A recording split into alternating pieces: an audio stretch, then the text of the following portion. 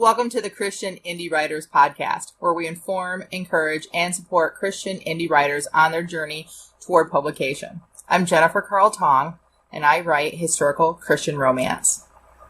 I'm Christina Cattane, and I write in several genres. My current work in progress is mostly dystopian. I'm Jamie Hirschberger, and I write short fiction under the pen name J.R. Nichols. And welcome to our very first episode. Hello, ladies. Wow. Yay! Hi. Every week when we come together after our introductions, we will have a moment where we call the What's Up, where we check in with each other, see where we are in our writing journey or in our lives in general. So this week, what's up? Let's start with you, Tina. Well, I'm working on a rewrite of my current work in progress, and my goal is to get Act 1 finished by the end of June. Ooh, good. Oh, well, I am currently working on book 3 of a series of 4 Christian historical romance novels.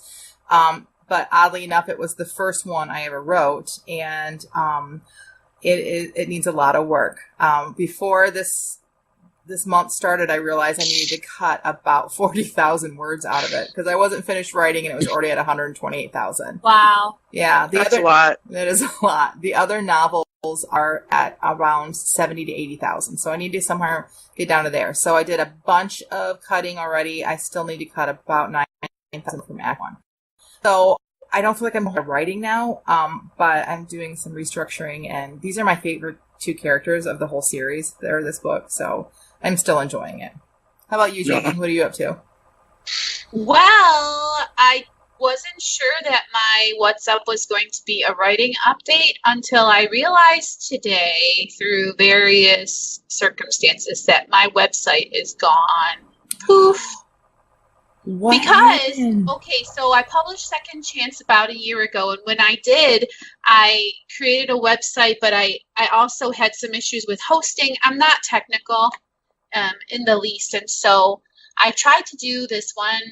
It's a convoluted story, but the bottom line is I'm not really sure who was hosting for me and when everything expired, and so I'm basically starting from zero again as of today, which is fine because I wasn't like the most thrilled with that situation, and I since learned that I could pay less and get a comparable situation happening, but that's kind of where I'm at, rebuilding. And why that's important is because I do short fiction, and I like to put a lot of my short fiction available for free for people to read, and a lot of that was on that website. It's a pretty big discouraging blow. So did you lose all that? Well, you have other copies? I hope in my drive, but it was funny because scrolling back through my Facebook page, I'm like, oh, I forgot about that story. And so I hope it's all somewhere in Google Drive. I know I'm at least one computer newer now. Oh, yeah. So I hope all of it wasn't saved as just like a Word doc or something, but I haven't been operating that way for a long time. So hopefully all of the information is still there. And why it's good is because I was about to swap out a lot of those stories and pull them and put them aside for, compilation into anthology or something like that. So starting over isn't such a bad thing, I guess. And if we're looking at silver lining, the fact that you're going through this is probably something other writers have gone through. Right. I know Tina has a website and you do it. It's hosted for free, correct? Is it a WordPress website, wordpress.com? Mine is not free, but it is. Oh, okay. I have a WordPress through Bluehost. Okay. And I used to have a blog I had it for years through WordPress that was not free. It was a paid one. And now, as I'm working currently on my website, my author website, I have chosen Squarespace. So the silver lining is this will be a great future podcast for us to talk about with other authors. Because not everybody is techno or techie. Well, I seem to remember I enjoyed WordPress once upon a time, and then when I had to buy the domain and have it separate, it seemed like it was not quite as drag and drop. So I don't know. Right. Maybe I'll have to have a conversation with Tina about how, because I like the ease of following people. Right. WordPress. Oh, see, I didn't really enjoy that part, and I do, even though I am maybe a little bit more techie, I like the ease of Squarespace and everything that I need it to. So, but again, we should be we'll have to talk about a whole new episode. I'm excited. Right. All right. Well, our topic for today that we're going to talk about is really kind of something that is near and dear to all three of our hearts. And we're going to be talking today about writing groups. What are they? How do you find one? How do you start one? So first of all, before we even start, let's talk about what is a writing group. Well, it's a group. Go ahead. No, go ahead, Tina. It's a group of people that get together and support each other in their endeavors of writing. We offers accountability. That's a big thing for us, is that we have accountability to each other. We're part of that's how we met, the three of us, was through another writing group. So we get accountability. We get social interaction. Well, let's go back to accountability, actually. Let's talk about that a little bit more. Why do you think accountability is important as an author? Well, because you don't punch a clock, and especially as an independent author, you don't have a publisher or an editor giving you a deadline and saying you have to have, your next 100 pages into me by next Friday. So if you don't have external accountability, let's say your spouse or partner isn't on board with what you're doing, you're just living your family life and you get busy, it's very easy to back burner your writing career if you have even another source of income. Right. And let's be honest, the majority of people that are creative do not marry somebody who's creative. They often, especially as writers, we end up being the lone ranger in our family and our friend circle. And people don't understand us the same way that someone who is on the same journey as we are would understand us. So yeah, and you hear that phrase artistic temperament. And I guess growing up, I didn't really understand what that meant. But it was funny because I was having what I would consider writer's block. And one of my friends said, well, you just sort of have an artistic temperament. You can't just turn on and off the production of material. And so when you get around other people that energize or help you that understand you, it can be very helpful. And I know for me, if it hadn't been for our writing group, we met after NaNoWriMo, National Novel Writers Month, and I would have probably just taken what I'd written during that month and put it aside and not looked at it for another year, because that's what I had done the previous years. But the fact that we were meeting and I was going to be asked, so how have you done and what is your progress, that inspired me to keep going.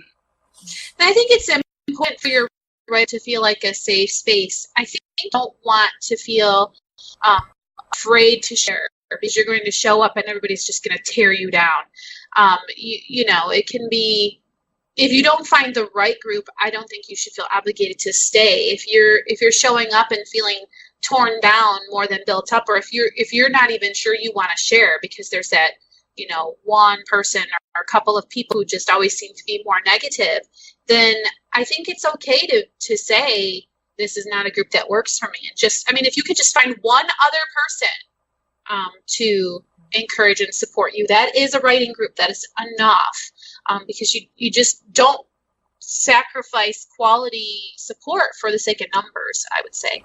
Now, are you thinking of anyone in particular, Jamie, when you're talking about that? We all know, the three of us know who Jamie's talking about, or a group. We've been in a part of two different writing groups, one that is amazing and that we have all become very good friends, and another one that we went to for a while and we continue to go, and all of a sudden we were like, why are we still going to this? It was nothing but negativity. It was more about what's wrong with your piece. There was no encouragement. And also the members of that group were not moving forward toward publication. And that's our goal. We aren't just doing this as a hobby, and that's fine. Some people write for a hobby, but that's not our goal. Our goal is that we feel like God has given us this gift. He's given us our stories, and we're going to publish. And that's what we're moving toward. So the accountability helps with that. It's important, yes, that your group is all moving in a similar direction with similar goals. I mean, not to say that someone who is not as far along on their journey needs to be outcast or made to feel inferior, but it's really just difficult if people are not, like you said, in the same direction, pulling towards publication. If everybody's just writing to improve craft, that's different. But if your focus of your group is defined and you're all sharing that same vision, it makes it feel more like it's worth your time to show up. Because time is so limited, and especially if you are juggling family and your faith and all of your obligations to others, why am I showing up to this if it's not giving me anything? And I think it's very important that we be, I'm saying selfish, but I don't mean in a negative way. You know, I remember saying to you, Jenifer, when you're like, oh, what do I bring to writing group? And I'm like, well, don't bring something to entertain us. Bring a piece that you need help with, or think about what you need to get out of the writing group, and then show up with that. Because if you have the right people, they want you to Succeed. and succeed. Now, sometimes you do need that to bring that piece just to entertain, because sometimes like you get down and you just need a group of people around you to say, this is great. And so that's what you bring. But lots of times I'm thinking of one scene in particular that I just really struggled with. And it wasn't until I read it out loud to you guys and you were able to pinpoint, this is what's wrong with it. I wouldn't have found it without you guys. So so that kind of leads into social interaction too. We as writers, mostly, I probably am the oddball in the groups of writers, because I am not shy, not even a shy bone in my body. And but most writers, I would say that I've met overall, tend to be more shy and more reserved, and it's not easy for them just to get out there and to mingle with other writers. So a writing group kind of forces that on you. Would you guys agree with that? I Yes, sort of definitely. agree with that, except I wouldn't want to scare away writers, because I don't think people need to change who they are or how they're wired. Agreed. But I think, look, there's 3 of us, and I feel like when we're together, that's a group. Like, I just want to encourage people, it doesn't have to be 10 people or, whatever. But it is, I think, important, yes, to your point, to find someone to connect with and to bounce ideas off of, and to just get an atta girl once in a while, All right. Another idea we had discussed before the show was networking, that when you are in a writing group with others, then that can work for networking. Tina, did you have something that you wanted to say about that? I just I had been reading about the Inklings, which was a writing group in England that C.S. Lewis, J.R.R. Tolkien, and several other well-known writers were a part of. And their primary principal purpose was the reading and discussing of unpublished works that they were working on. So one of the things that was brought to that writing group and read before it was published was Lord of the Rings.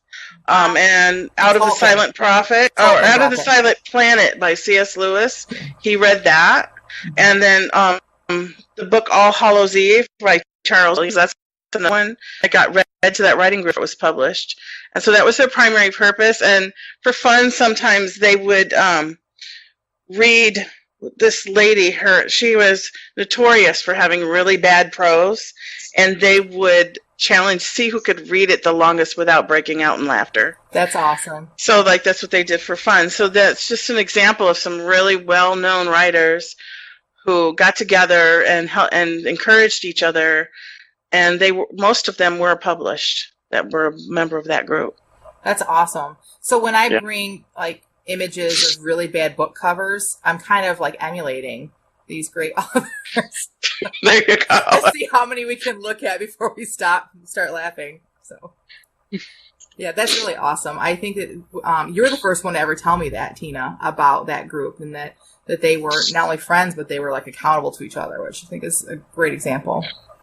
So. Yeah. Yeah, and I think it's interesting who you can meet as far as a networking purpose. I mean, of course, everybody is a potential audience for your work, but you could meet cover designers, editors, people who can maybe trade skills with you. So it's important to not think of yourself as an island and kind of get out there. Now, I think you have to be careful not to become the person who's treating everybody like a tool in your toolbox.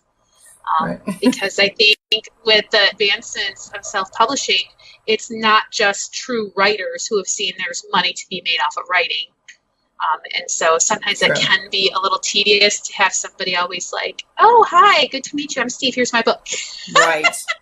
But the genuine friendships that you make, that does end up building a network of people who can spread the word about what you're doing and what you have going on. I think networking is so important too, because when you said that, I never really thought about it, but that's how I found my editor. That really kind of crappy writing group that we were part of. There was a person there that that I became friends with, and he's not a Christian and he's not a romance fan, but he's a great editor and he's become a good friend of mine. And it's actually been very good for me to get a perspective of somebody outside of the genre, because yes, you do need to write to genre. You do need to make sure that the books that you write fit your genre, but you also don't want to play all the cliches. And he was able to pick out all the bad stuff, all the cliches, like, oh, this is too much. And so that was great. And I never would have found him if I hadn't been part of the other group too. So, right, because he wouldn't have been searching Christian writer, romance writers who need editors. You know what I mean? He wouldn't even ever have been in your circle. So exactly. All right. So Jamie kind of touched on this earlier about how writing groups, not every group is a good and healthy group. And so it's okay if you can't find one. You can still publish, right? Sure.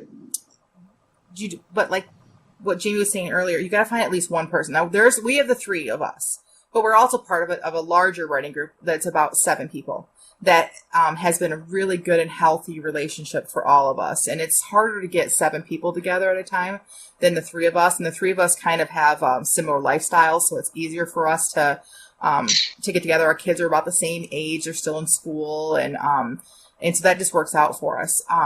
But even if you can just find one person who believes in you, one person, one other writer, and they don't have to be the same genre. I think it's healthy to find someone else in the same genre because they understand the types of writing that you are doing. But the 3 of us write completely different genres. I write romance, which I know the 2 of you don't read at all. Like, I'm the only romance author that you guys read. And Tina writes many different genres, but dystopian. And I've never really spent much time reading dystopian.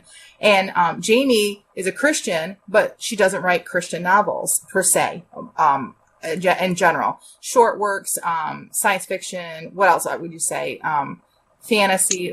Yeah, a lot of weird stuff. Yeah, a couple of funny things, but yeah, but so entertaining. And I love reading both of your works because it's something outside of my genre, and it's something that I can read and enjoy, and that's when you know that you've written something well. When it's somebody who doesn't like usually eat that genre up, and they're still invested in your story. So. And I have to say, I don't read romance, but I do enjoy your books, and especially the historical. Thanks. Part of it. I love history, so. I really like the historical parts, too. Thanks. Yeah, and Jen, you have said before that our faith is really what is the cord that binds us, because we're all trying to walk a road of Christian lifestyle and balance obligations with career and all of that.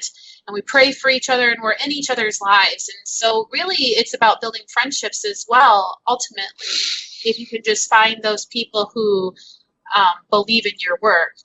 You have to be careful, though, because you don't want to be like your mom or someone who's never going to give you the hard feedback, because you don't want to be that person on American Idol auditions that thinks they can sing and everybody's just like, no, bro, you totally cannot, because everybody has just been like giving them platitudes all along. Right. So it's important that you feel safe enough with the people that you've chosen to walk with you on this journey that you can hear from them what it needs work, because you know that they want your work to be better. So when they give you tough feedback, it's just to improve things.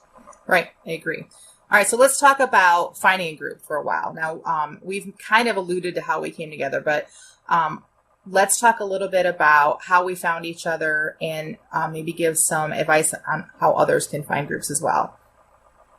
Either one of you want to touch on that? Well, I met Jamie through a homeschool co-op that we were both a member of, and she said, let's go to the NaNoWriMo write-in, which I always knew was there, but I had never gone to because, by yourself. And so having a buddy made it a little bit easier to go, and we went, and then ended up running into some of the other ladies in our writing group, and we said, well, we should keep doing this after November is over. And so that's kind of how it got started. Mm-hmm.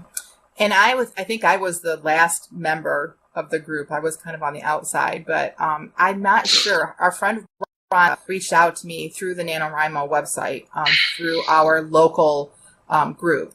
And I'm probably because I'd put something about being on my profile. And she just reached out to me just to like check on my writing and see how I was doing for Nano. And a side note, I had gotten sick that month, like very sick. That was when they found I had surgery and they found cancer. And she reached out to me and became a very good friend online just through that. And after Nano and after I was healing, and she reached out again and said, "Hey, I'm thinking about doing a writing group. Was this something that you would be interested in?" Or we are thinking about it. I'm not really sure whose idea it was. And that's how I came on board, was because she'd been a friend of me first and then invited me to come along. And it's been great ever since. It's just been a blessing. Can we just take a little side note? And can I tell everybody how scared I was the very first time that I went to our first group?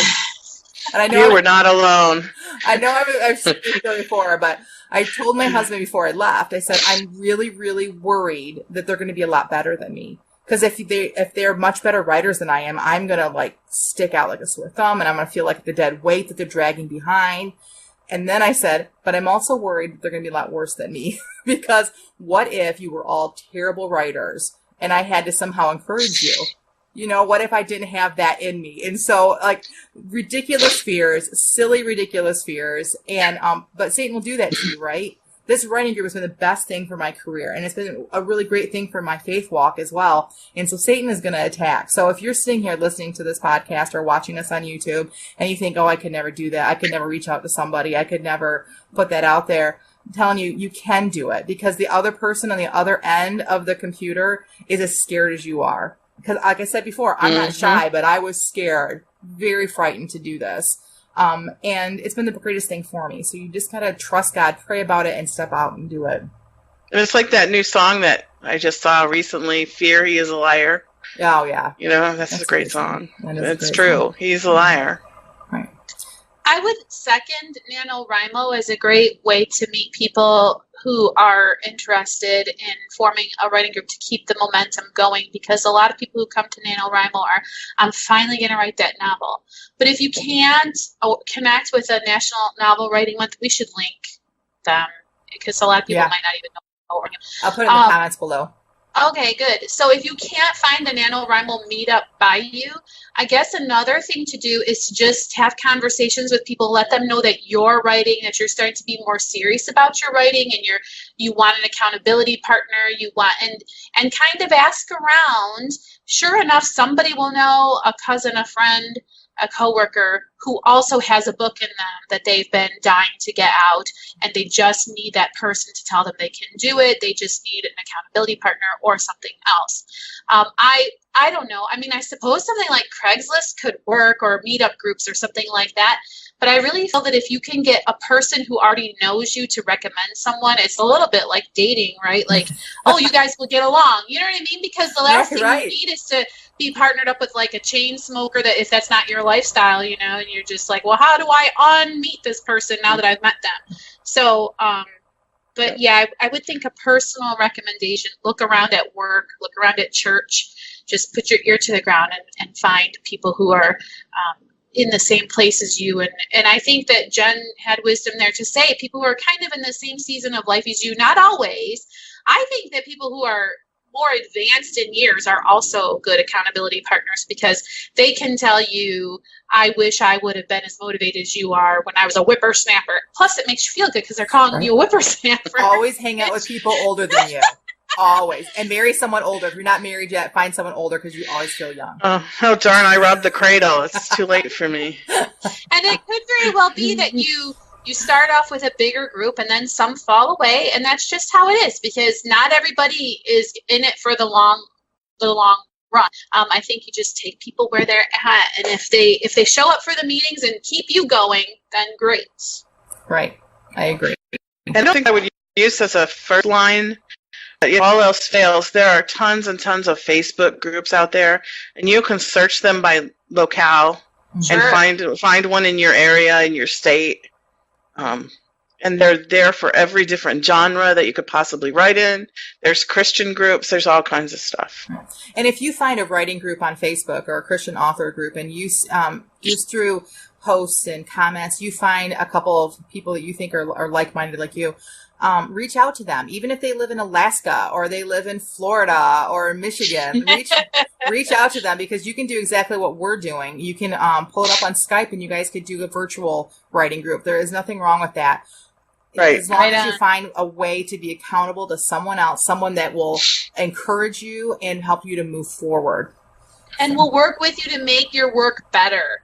You really, I can't express enough how you just don't want a sycophant or a yes man telling you, oh, your stuff is great. Oh, your stuff is great. You really want iron to sharpen iron, and for you guys to both be united in making your work as good as it can be. Agreed. Yes. All right, we have about 5 minutes left, and I want to talk just real quick, 5 minutes left of our daily topic.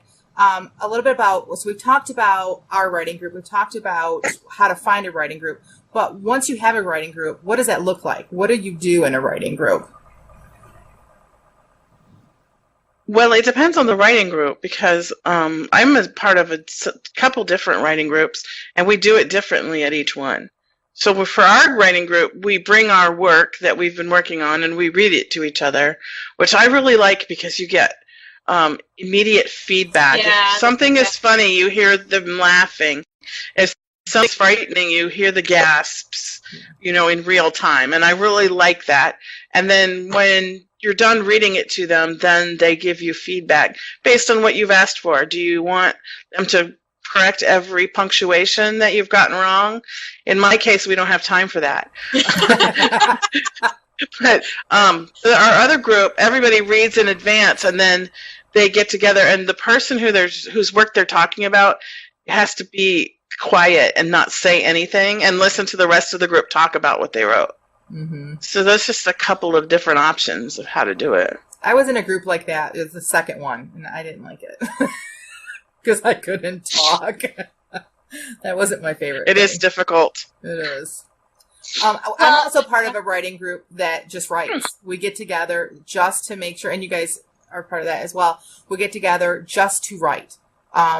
We try to do it once a week, and we'll meet at like Panera Bread or Tim Hortons or someplace like that where we can get Wi-Fi, and we'll do writing sprints using the Pomodoro method. We'll talk about all that in a future episode, but I think it's good just to have sometimes to get out of your house, go somewhere else where there are other people around writing too that make you do it. Because sometimes I sit here and think I'm going to write all day today, but after I put in the load of laundry. And then let me wash up these dishes really quick first. And then, I forgot I have to, clean the bathroom. And then I'll write. And then before you know it, the day's over. So I think sometimes it's good to get out with other people and just have like a outside office. And when you homeschool, the kids are always there. Mm-hmm. So then they're always like needing something. Mom, help me with my algebra, whatever. And so to get out of the house and have that be the only purpose is helpful. I think that writing group can look different based on what your needs are, but I think that what is most important is clear expectations, so that nobody is disappointed and that everybody feels like they're getting what they need out of the writing group. So what happens at writing group, I think, stays in writing group. No, I'm just kidding. But what happens at writing group should be sort of discussed and predetermined within the first couple of times that you all are getting together. Because if Jenifer, for example, showed up and was saying, I'm going to get a lot of writing done here today, but then Tina was thinking, someone will be able to critique my work, and there has to be a leader, I guess is what I'm saying. Mm-hmm. So don't be afraid to self-appoint a leader. Like, I'll just take control. But you have to just set some guidelines to make sure that everybody knows what to expect. And I think that as much as you can have it be consistent what is happening at radio, that the better, personally, because I think that then people know exactly what they're getting when they show up, and there's not and then also if someone is inviting a friend to come, they can tell them exactly what we're all about. Sometimes we do this and sometimes we do that is maybe okay for if your writing group is just about fellowship or something. But if you guys are moving towards publishing, especially, it's great to say, we're going to go and write. 20-minute chunks time with 20-minute breaks, and we're going to write, or bring a piece and we'll critique it. You see, Right. It just feels different as long as the expectations are clearly set in the beginning. In our critique group, which was the first group that we were part of, it took us a while, I think, to get a good rhythm. And we had to have a few different times where we actually just had like meetings where we discussed, okay, this isn't working. We spent, hour and a half on Jen's piece because she's so needy. And then we needed, and Jamie got 10 minutes. I don't remember that. Well, okay, so I'm exaggerating. I don't remember who, but it was like that. We spent like a ton of time on the first few people, and then we were like out of time for the people at the end. And so we came up with a plan that worked for us. And that plan may not work for everybody, but it worked for us, that everybody got, I believe it was a 25 minutes and then a 5-minute break, 25 minutes and a 5-minute break. Now, if I came in and I wanted to read for 20 minutes and only get 5 minutes of feedback, because there are times that I do need to hear when I'm reading the gasps and the laughter at the right time. Because if I'm not hitting that mark, then I've written something wrong. But there's other times that people will come in with just a short piece, read it because they wanted lots of feedback. Another time, my friend Rhonda came with nothing written, and she said, I had this story idea. I need you guys to help me flesh it out. So that works for us. But we also scheduled in our lunchtime so that we weren't like eating and talking over people it was their turn. And so that works, but everybody has to figure out what works for them. Yeah, and because, like I said, if you become friends with these people, you're going to want to talk about life stuff too. So, but I personally became frustrated because it was a little too much. Let's get caught up on our lives and nothing about the writing. And that's sort of what was the impetus of us discussing, okay, what do we want to get out of this group? And I think that's where the shyer, more introverted people are going to have to learn to find a voice and ask the people in the group to give them what they need, whatever that is. If you need more time, whatever. But the point is you have to find your voice, and it's a really good way to prove to yourself that your writing group are safe friends, that you can express that you have a frustration. And then you get everybody's buy-in. People are afraid of conflict, but sometimes if you bring up a conflict and then it's resolved, now everybody has a buy-in to that situation because they were part of the solution. So find your voice and ask for what you need from your writing group would be my advice. All right. The other thing I'd like to add to it, the writing group, we try to meet weekly if possible. But the critique group, we were meeting once every 3 weeks, which is a nice gap because you need time to get things written and figure out, all right, what do I need help with or what do I want to share? But the other key point, in my opinion, is everybody needs to bring something. Yes. Now, there'll be weeks, like I said, Rhonda came once and she really needed help with something, and that was great. But everybody, because it is sometimes scary. Frightening, sharing things. Being vulnerable. I remember the very first time I had to share, you guys probably didn't remember this, but this was me. I remember. So it was time for me to read, and I'm not shy, and I was like this. And then I started reading, and I didn't want to look at anybody. I was like bright red. I was like, I can't believe I'm reading out loud for my writing. So, so I think we had to make an unwritten rule that we had to stop saying things like, well, this isn't very good. We did. I don't know, but because we're our own worst critics. Yeah, exactly. And so everybody, you kind of expose yourself, and there's like a rawness to it that if I'm coming every time we have meeting and sharing something and other people are not bringing anything, then it kind of isn't fair to the person that is exposing themselves every time. Yes. So that's one of the things that we agreed upon too, and that worked for us. I did not agree to expose myself on the podcast. It's not this kind of podcast. Don't let word get out. We'll be banned from YouTube. All right, and with that, it's time to move on to our last segment. Yes, where we bring our what a transition. Yes, it is back. It is back feeding time.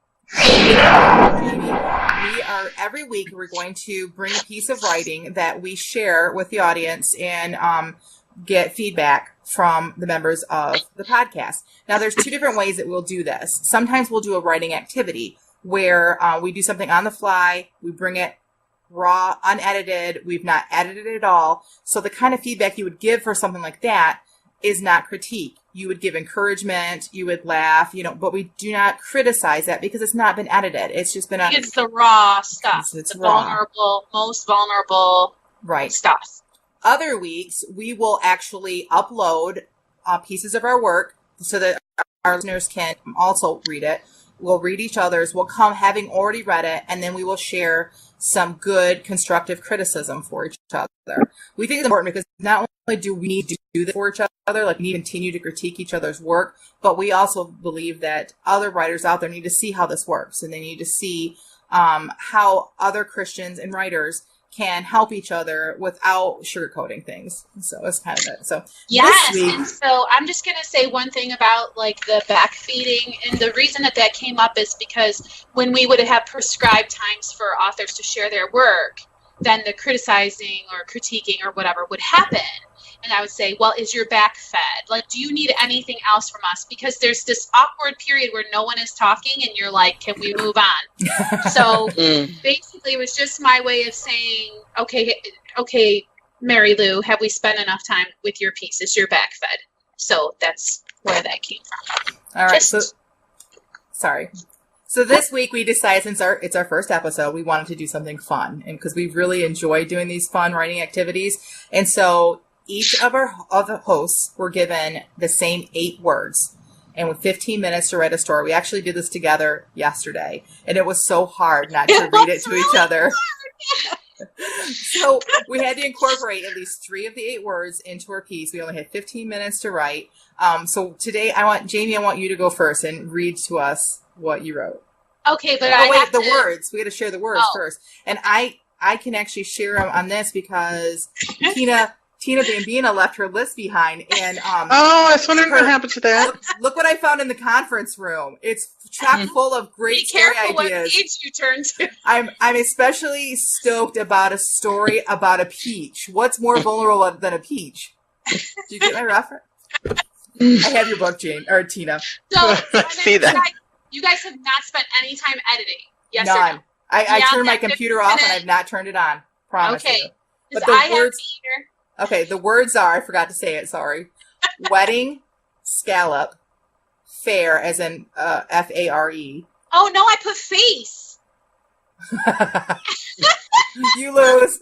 F-A-C-E. Go ahead, sorry. Concert, gondola, shout, skylight, and chips. You have to use at least 3. We're going to see who uses the most. And Jamie, take it away. Well, not me, because now I lose credit for face. No, I'm just kidding. I don't even know if I use face. Okay, so this is, how do I read it where you guys are looking at? Like, should I hold this up? Okay. Sure. So here we go. Marcy and Jordan were in Marcy's mother's walk-in closet, having retreated there with their customary summer afternoon snack of juice boxes and potato chips. Surrounded by piles of shoes and discarded dresses, they lay on their stomachs, grubby feet in the air, imagining the way they would be proposed to as adults.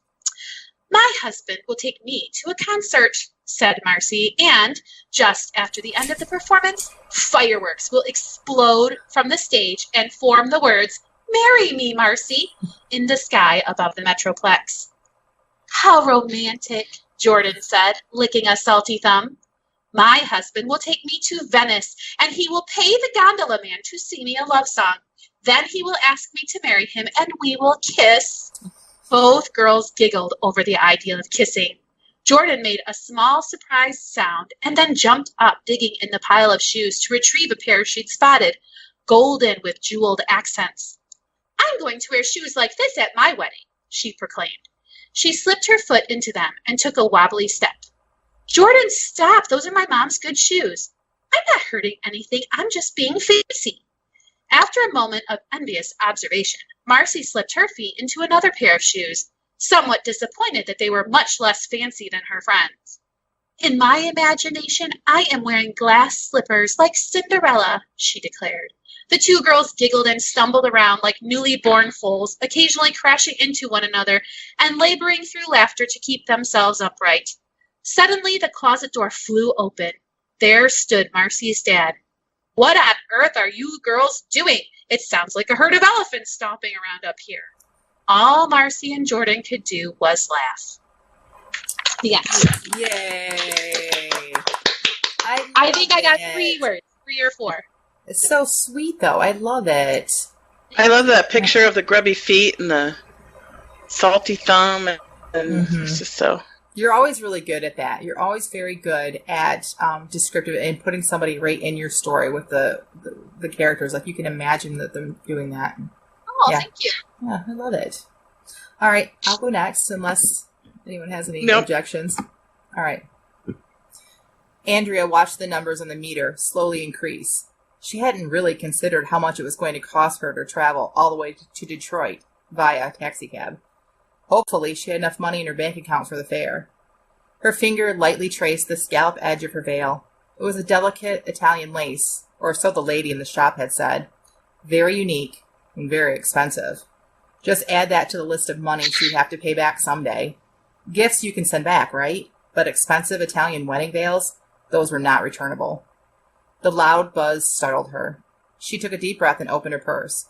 The name on the screen of her vibrating phone said, Sam. She hit dismiss. She didn't need to answer the call. All he was going to do was shout at her. What else would a jilted groom do after finding a Dear John letter that informed him that his fiancée was on her way to Detroit Metro Airport? She knew she should feel bad, guilty at least, but she didn't, because she knew deep down inside that when the chips were down, Sam would do the same thing, someday. Maybe he wouldn't fly off to Italy, but he would leave her.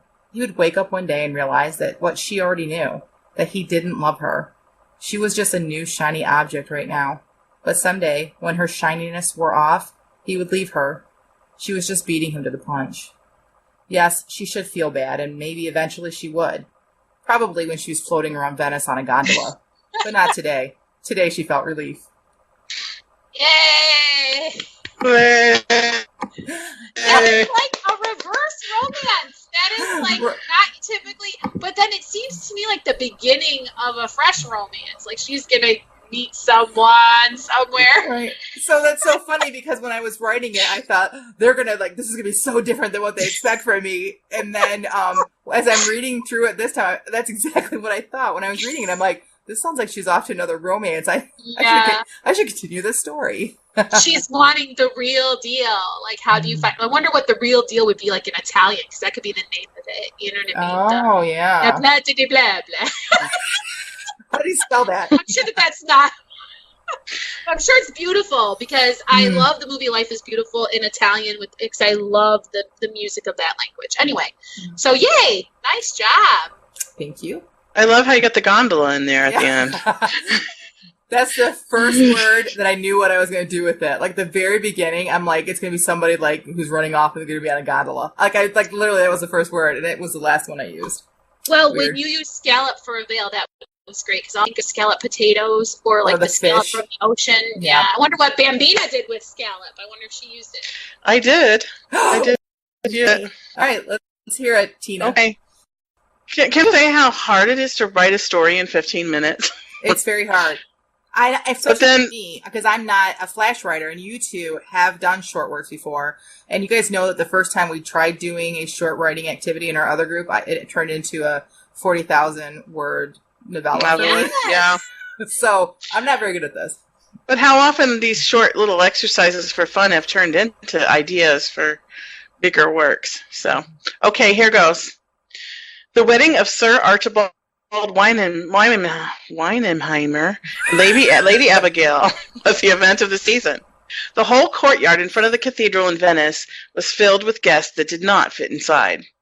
The bride's wedding dress was lace and silk with a scallop hem. The groom wore black tails and a top hat, looking like the royalty that he was as he helped his brand new wife climb into the gondola fitted out with bells and streamers. As they floated along, people crowded the arch bridges above them and threw down rice and confetti as they passed under. Shouts of congratulations and God bless the newlyweds followed behind them.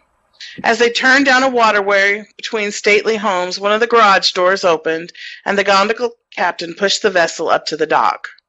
Sir Archibald got out first to help his new bride, but as she stepped onto the edge of the boat, it wobbled and tilted, and she lost her balance, plunging into the dark and murky water that filled the garage.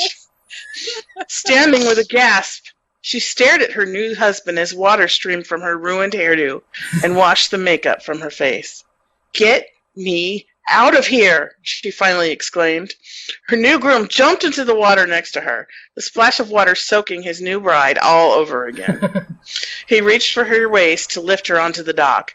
"Get your hands off me," she cried, and then unceremoniously lifted herself up the small ladder at the end of the dock. The groom scurried up behind her. "I'm so sorry, my dear. What can I do? Are you okay? Can I get you anything?" He tried unsuccessfully to wipe the water from her hair and back. "Stop it," she said curtly. "Pay the captain his fare and send for some fish and chips. I'm famished. I'll be in my chambers changing into my traveling clothes, and don't you dare drop my food in the river." "Yes, dear," replied the groom as he slunk away to complete his tasks. Lady Abigail huffed her way up the marble stairs to her chambers and ordered the maid to get her out of her wet things immediately. "I certainly hope this is not a foretaste of what this marriage is to be like." And then I ran out of time. Yay! Yay! Although it's like completely different than anything you've ever written, I feel like this is a total Christina Cattane piece, because you took something like, you took a wedding story, we're like, oh, it's so sweet, and then you, and like we're like, oh, that's what's happening. Love it, absolutely love it. The start of 75 years of being henpecked. Yeah, right. But how gross to fall into that water in Venice. Oh. It's so stinky. Yeah. Especially on your wedding day with like your dress. And good thing the public couldn't see. Right. You know, like that would be a tabloid fodder or whatever. Fun story. That was awesome. That was a really fun piece, yeah. Oh, thank you. Great. I did want fish and chips when I saw the word chips, and then the princess is getting them. That's awesome. All right. Well, next week we're going to upload pieces of work that we want specific critique on. So that'll be a little bit different than what we've done this week. So that we look forward to next week. But thank you, everyone. Say, sure. I think that we should have a time for saying what our goals are by the next time. Oh, that's a great idea. We didn't write it into our format, but I suppose we could either add it on to the what's up in the beginning. Or maybe before we do the sign-off, we could say, well, what is your goal for next week in addition to completing the task or whatever? But that's something to think about. Well, let's do it right now. My goal is to have a website. But I was going to have a goal of updating at least 2 new pieces to my website. So now instead it's to have a website that's actually up and running. Because we were going to record every week, right? So it has to be attainable between now and a week from now. Yes, exactly. So what's your goal, Jen? My goal is I want to have Act 1 of the current novel that I'm working on down to 25,000 words, and it be complete. And I want no gaps. I want that to be done. And I need to work my website. So maybe that's a bit much to chew, but at least to 25,000 words. All right, and then Christina. Well, mine's still the same. I'm working on Act 1 of my rewrite of Lost in the Land of the Midnight Sun, and I want to have that done by the end of June. What do you want done by next week? By next week, I am going to at least 10,000 more words on Act 1. Right. All right. 10,000 new words? Yep. Okay, awesome. And then check in with goals maybe at the end, check in or whatever. Okay, so sorry, I didn't mean to interrupt. That just popped into my head. That's a great idea. Thanks, Jamie. It is. Well, this concludes the Christian Indie Writers podcast. Join us next week where we'll continue our discussion on writing groups and also discuss critiquing. How do you do it? How do you ask for it? So until next week, may your pen be prolific, your deadlines be met, and may all of your words honor Christ. Amen. Amen. Bye. Bye.